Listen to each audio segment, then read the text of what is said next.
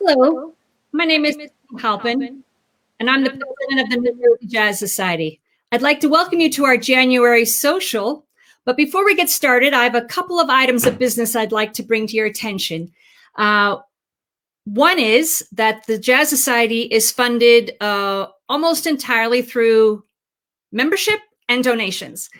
So we'd like to thank all of you that are watching tonight that are members and that have made donations this year. And for anybody who is interested in becoming a member or would like to make a donation, you can take care of that on our website at njjs.org. I want to let everybody know that our award-winning magazine, Jersey Jazz, has gone digital. The world can find us. We will be worldwide. It's also on our website, njjs.org. And if you go to it and click on the magazine, which currently this month, January's issue has a big feature on Regina Carter, so you'll see her. Click on the magazine and you'll be able to enjoy the magazine. You'll also be able to download it so that you can enjoy it on any of your personal devices that you choose to read on. So that's very exciting for us. I'd also like to remind everybody that this event is partially sponsored by the Morris Arts. Now I have to get this right. We'd like to thank the Morris Arts through the New Jersey State Council on the Arts, Department of State, a partner agency of the National Endowment for the Arts. They give us a grant each year. We've gotten a grant each year. They help to support these socials. So I am delighted to introduce tonight's musicians, Frank Vignola and Vinny Raniolo, both incredible solo guitar players, but together they really blow the roof off, and I know tonight will be no exception. So I'd like to thank all of you on behalf of the board of directors and myself. We'd like to thank you for joining us. We'd like to thank Frank and Vinny for playing for us this evening. So I think without further ado, I'll turn it over to the guys.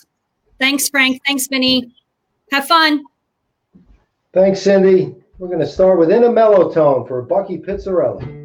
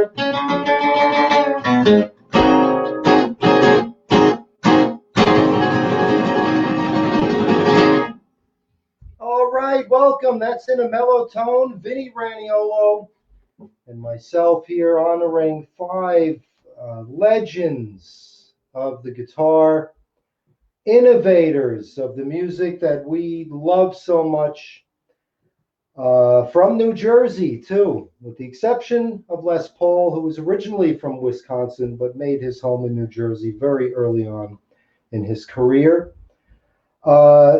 The second song we're going to play for Bucky is Jitterbug Waltz by Fats Waller. And Vinny and I actually recorded these two tunes with Bucky twice, actually, once a live show and one on a record label out of St. Louis. I forget the name of the record label, and it's not even available, but it's really good. One. You have one? Yeah, That's it. Put it on eBay, folks. Okay, this is Jitterbug Waltz. Thank you, Bucky.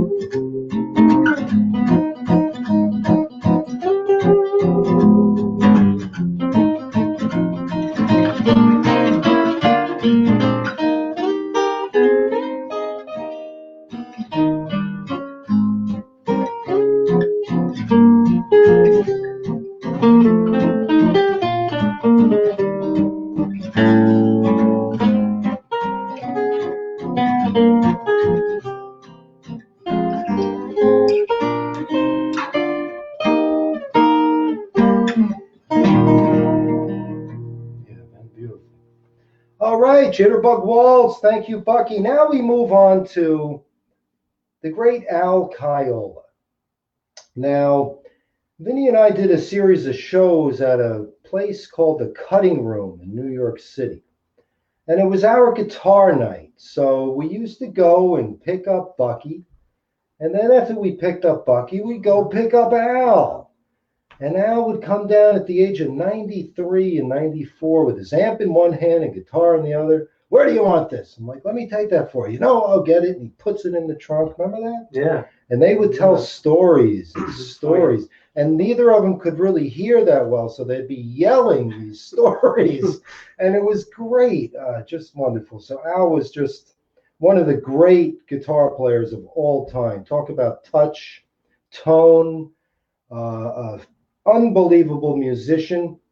I remember playing the New Jersey Guitar Mafia date, and he was reading piano music. No chords on top, 3 stabs, like it was reading the newspaper. Just a real lesson in musicianship. So one of our favorite tunes that he played was Misty. So we're going to play Misty, Errol Garner. Here we go.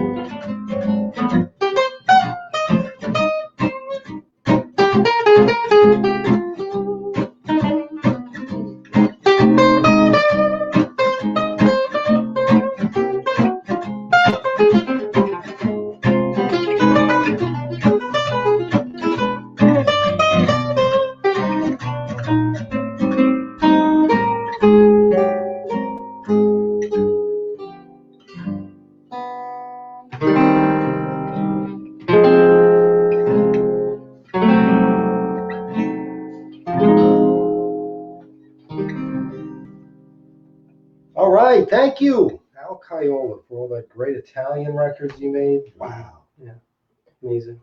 Got a record player for Christmas, Vinny. Oh yeah, I saw the records know. down there. You showed me. Yeah, very nice. Yeah, got Nice, some old nice Al records. Caiola records too. Oh, do you? The local record store in Warwick here. Oh yeah, Good stuff. nice. Okay, we move on now. Lou Pallo. What can you say about Lou Pallo? Just a fabulous person, iconic rhythm guitar player, a good friend of ours. I met him playing with Les Paul. He was with Les Paul for close to 50 years. Almost as old as you. Almost. Close, almost. Yeah. So Lou passed away just a few weeks ago, and rest in peace, Lou. Great entertainer, and just a great person. I don't know what more to say, but we're going to tribute him with music. One of my favorites that he used to do was All of Me, so we're going to play that. And also, favorite, you have any stories about Georgia? Yes, right. Okay, good. Mm-hmm. We'll do that. Yeah. Have any stories about Lou or? Thanks. I'm just kidding. Well, one of the last gigs that we played with Lou was outside under the tent at the Mawa Museum. Yes. Les Paul and Lou didn't want to stop playing. Like we 3 hours straight. We played in the sun. Gary Mazzaropi passed out afterwards. He did. I'm not kidding. He went to his car and passed out. So, yeah. But that's loved dedication. Well, he loved guitar. Yeah, he loved to play. And he just, we did a show at the Iridium not too long before that one. And man, it was great. He was on fire that night, just playing wonderful. Yeah. So anyway, here we go. Here is All of Me.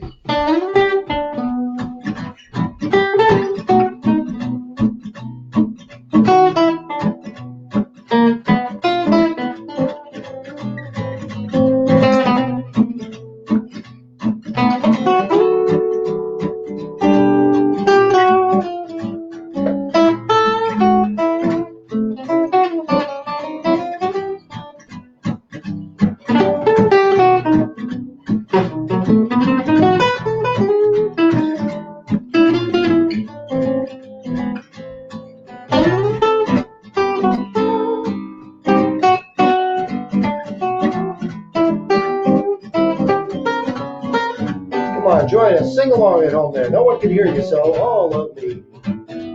Why not take all of me? Can't you see? I'm no good without you. Without you. Take my legs, take my arms. I'll never use them. I never figured out which one I was to take your arms now. I never remember. I was the wrong one.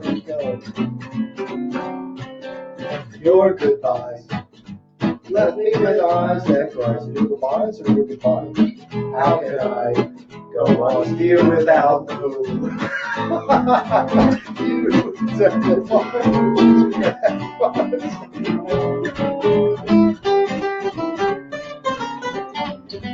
Come on,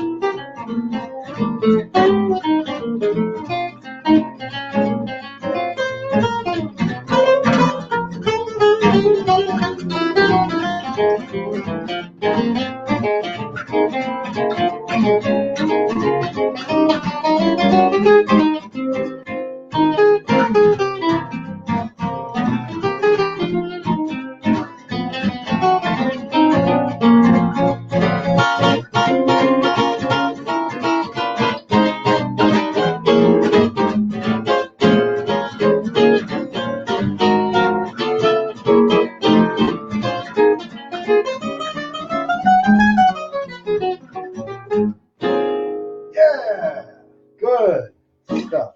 All right, here we go with Georgia. Hoagie Carmichael's Georgia. 3, 4.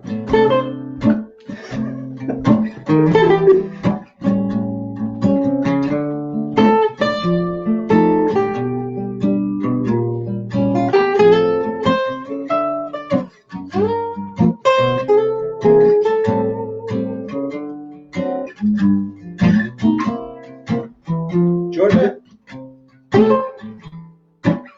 Georgia.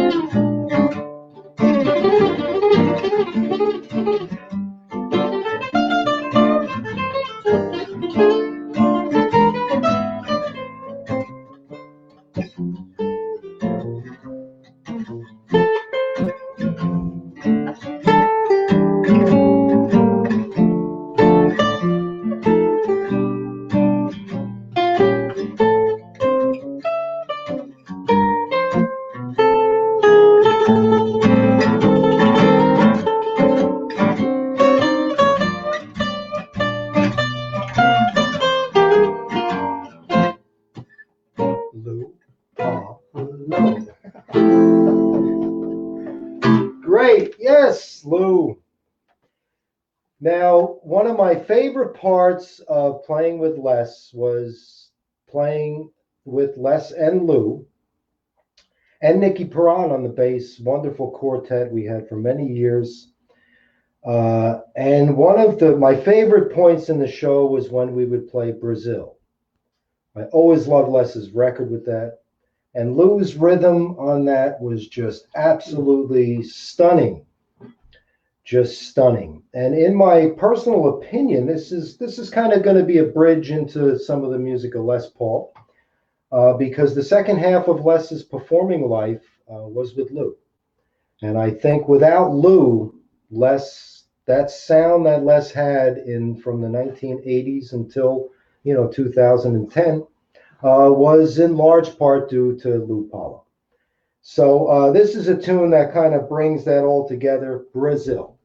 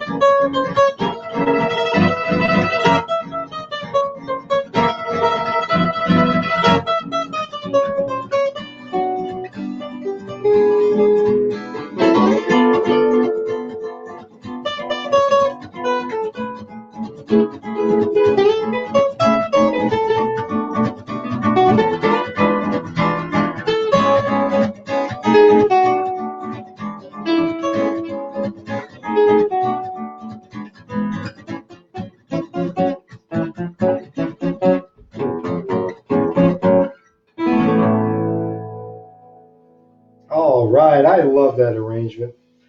All right, on to the music of Les Paul, Mahwah, New Jersey. If there was anybody you could call at 3 o'clock in the morning, it was Les Paul. Whenever I needed to talk to him about something, 3 o'clock in the morning, I would call him, and he would pick up the phone like it was 3 o'clock in the afternoon. Real late night owl. I remember on my way home from gigs in New York City, I used to stop there.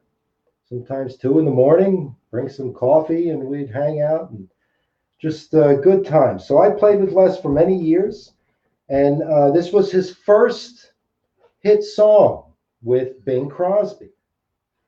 It's been a long, long time.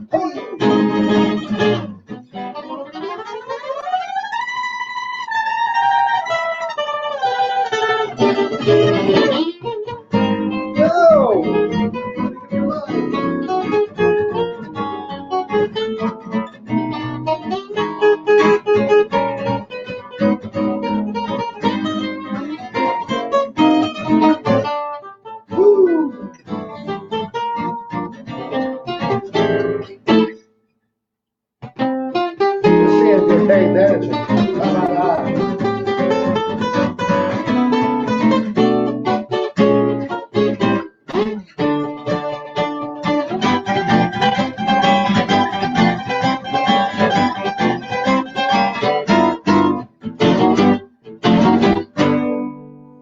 Woo!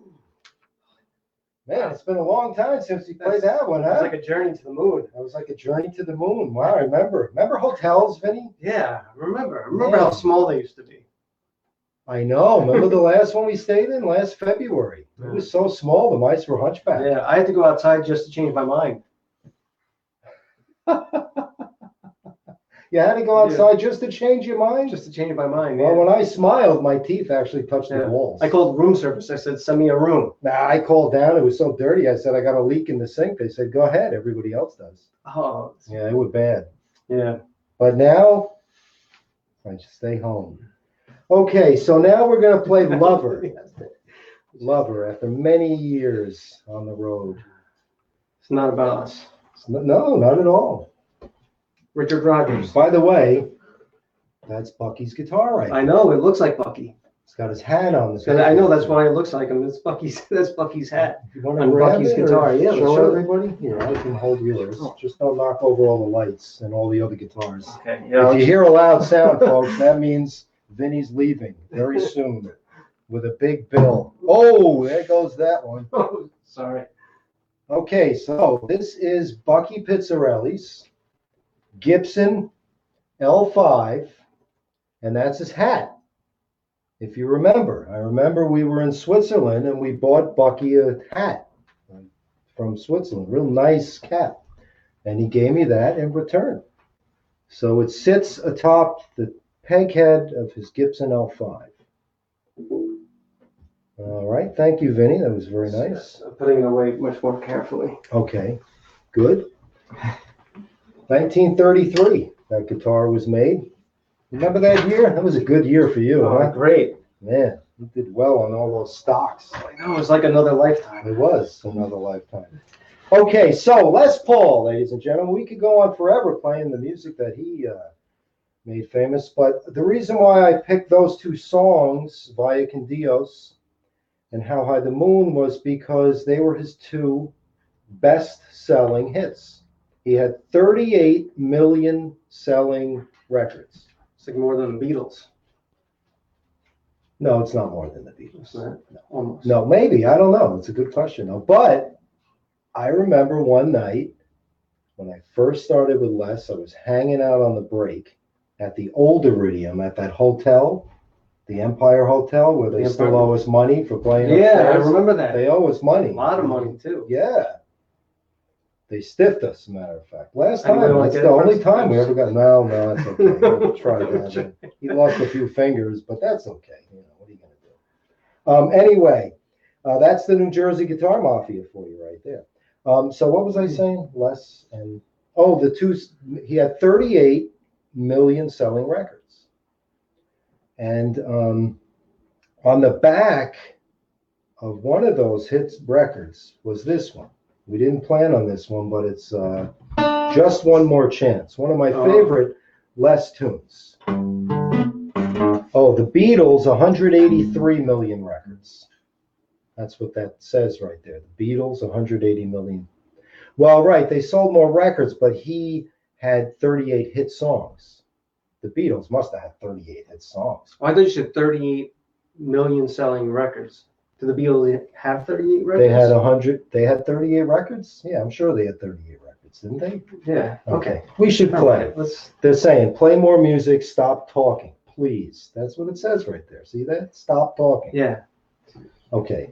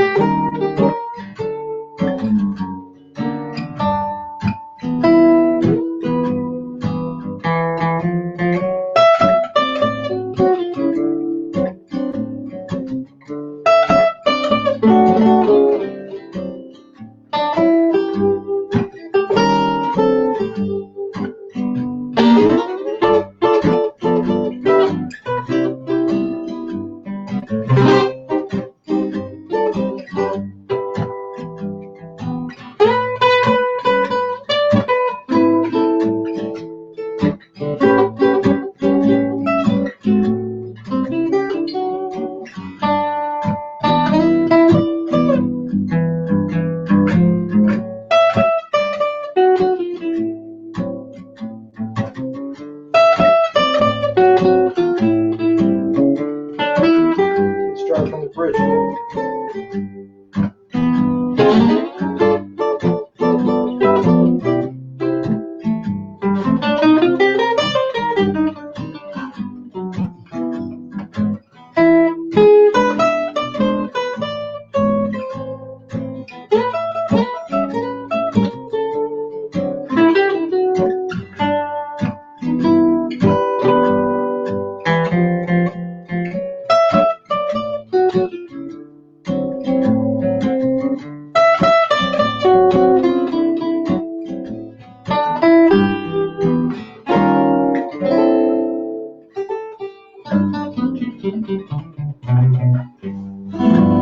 Great. Just a beautiful, beautiful song. That's what I love about that era of music. Just one great song after another. Another one, Richard Rodgers wrote the song Lover. And Les had a big hit with this one because of the multi-track guitars, which was sound on sound recording, and that is different than what we do today. Why is it different, you may ask? Because you can't make a mistake with sound on sound recording and fix it. So when Les would record a track, it was there forever. So if he made a mistake on the 50th track he recorded, he had to go back and start from track 1 again. And that was the real genius of Les Paul, was the ability to play the guitar like crazy, the ability to engineer, and the ability to produce, because all those arrangements he had in his head before he even started recording. So he was a real genius in a lot of ways. And this is Lover. One.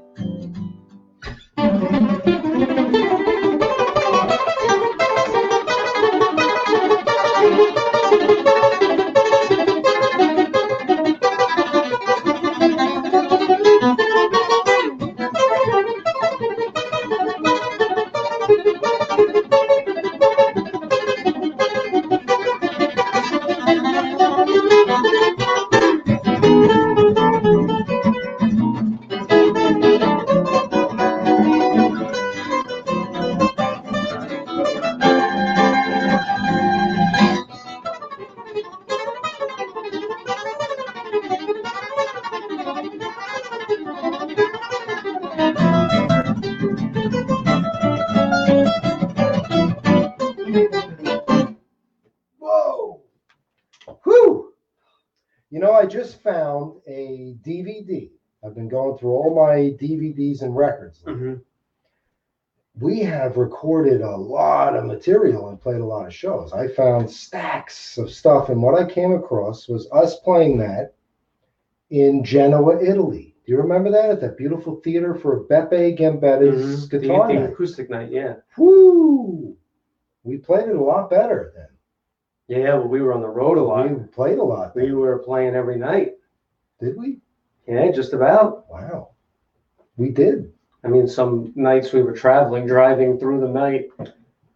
We started on December 27th of 2019 in Hawaii, and we crossed the pond many, many times until we ended in San Francisco on February 29th. Mm-hmm. And we were at the CD table, and people started to have masks on. And we were like, wow, what's happening here? And then all of a sudden, everything shuts down. Vinny, you had COVID, right? And now you're I didn't know. I was asymptomatic, yeah. But now I was told I have antibodies. Yeah, good. Well, that's why So- you're on mask. Congratulations. You're a lucky fellow. Yes. Now on to, I think, possibly the greatest guitarist of all time, Tony Mottola. Mm-hmm. He was the king of the studio guitarists. Frank Sinatra's choice for rhythm guitar. Yeah. Need we say more? Enough said, yeah. And Yeah. he got Bucky his recording gigs. And Al. And now, I mean, he was the guy. And if you didn't know how to read or play, I mean, you weren't in the guitar club there. Well, he could, Al Casamente, another great New Jersey studio guitar player, not as well known. He was more under the radar. But Tony, you know, he used to write out a lot of what he played. Yeah. Now we'll start with this. Oh, Danger. The theme to Danger. It's an E minor chord with the. Yeah, it's a nice one. Isn't that cool that was his composition, that chord? I just love that. So we're going to play Wave. I mean, Tony recorded so many great songs, it's hard to pick just a few, but we did Wave because his son, Tony Jr., told me that his dad used to love to play Wave. So we're going to start with this one in the key of D.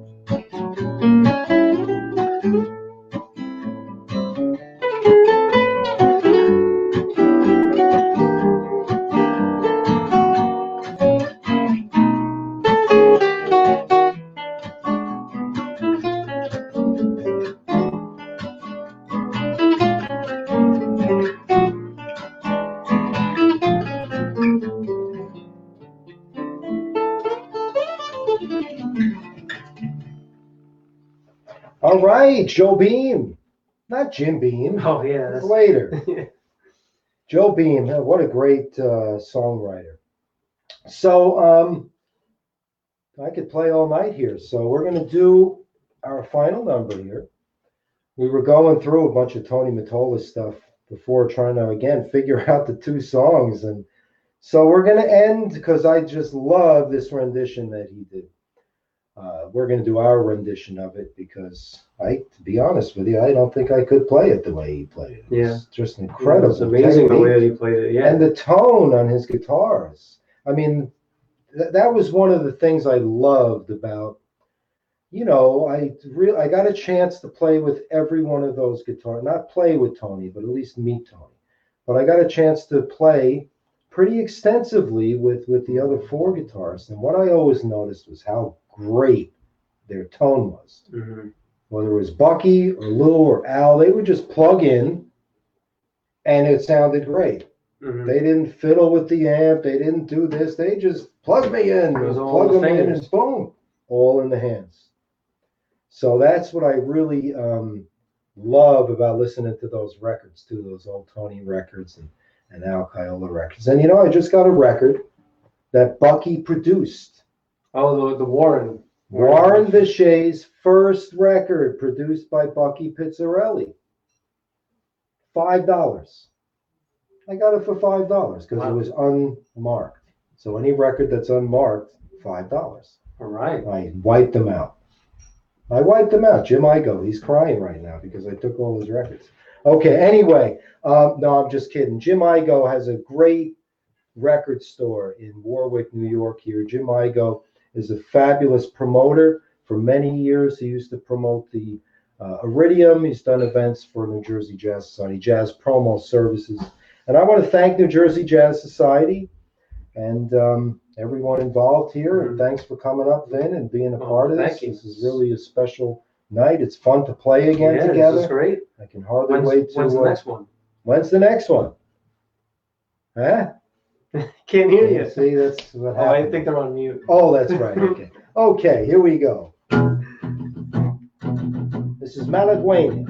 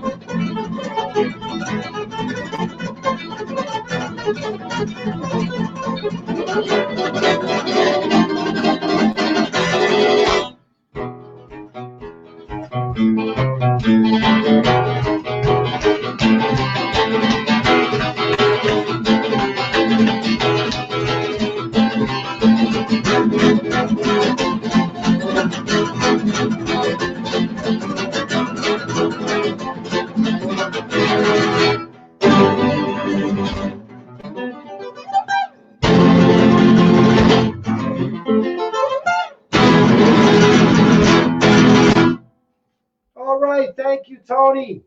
Good night, everyone.